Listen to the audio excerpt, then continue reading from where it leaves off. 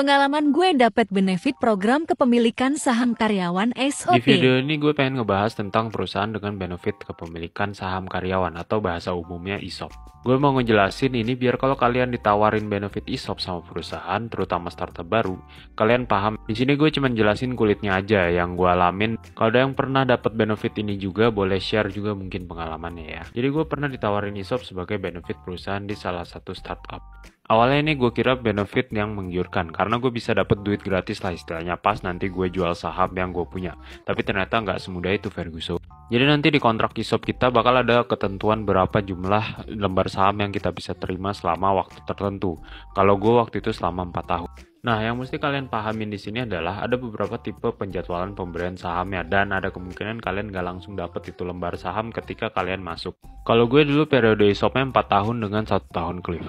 Anggaplah dalam waktu 4 tahun perusahaan bakal ngasih gue 100 lembar saham. Berarti setiap tahun gue bakal dapat 25 lembar saham atau 2 lembar saham kurang lebih per bulan. Nah, di sini ada istilah cliff 1 tahun, dimana artinya gue nggak bakal dapetin saham kalau gue belum 1 tahun kerja di perusahaan itu. Walaupun mungkin ada kebijakan perusahaan buat ngasih lembar saham per bulan atau per quarter atau per semester. Dan nanti setelah 1 tahun gue kerja, gue baru bisa ngeklaim langsung 25 lembar saham. Nah, walaupun gue udah setahun kerja, tapi gue belum pegang sahamnya karena belum gue exercise. Jadi cuman kayak gue ada 25 lembar saham yang udah di booking buat gue, atau istilahnya di vesting ke gue. Exercise-nya kapan? Ya exercise-nya nanti ketika perusahaan bolehin exercise. Exercise itu kayak ngerubah saham yang hak buat gue ini jadi saham kepemilikan beneran yang bisa dijual nantinya. Jadi kalau udah gue exercise, udah sah bahwa gue punya kepemilikan perusahaan itu sekian persen. Exercise itu nggak gratis ya guys. Exercise itu bayar, sama kayak kita beli saham aja. Tapi harganya bisa jauh lebih murah. Misal harga pasar saham perusahaan kita per lembar Rp5.000. Tapi untuk ESOP, perusahaan kasih harga yang jauh lebih rendah. Sama kayak perusahaan mau IPO lah, kita bisa beli sahamnya duluan dan nanti jual pas udah melantai di bursa dengan harga pasar.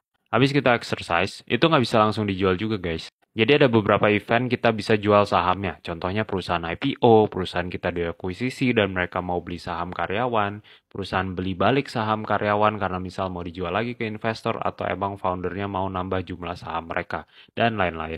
Jadi itu ya guys lika-liku ESOP. Sebenarnya tujuannya bagus biar karyawan lebih semangat kerja buat perusahaan dan bukan rutinitas kerja. Karena kan jadinya semua karyawan pengen harga saham perusahaannya tinggi dan akhirnya lebih kritis untuk ikut ngebangun perusahaan. Tapi ya itu ini lebih ke hoki-hokian. Kalau misalnya perusahaannya bagus ya kita bisa tajir melintir nanti pas mungkin udah berapa tahun ke depan. Tapi kalau perusahaannya ternyata zonk ya udah berarti nggak ada artinya itu ESOP.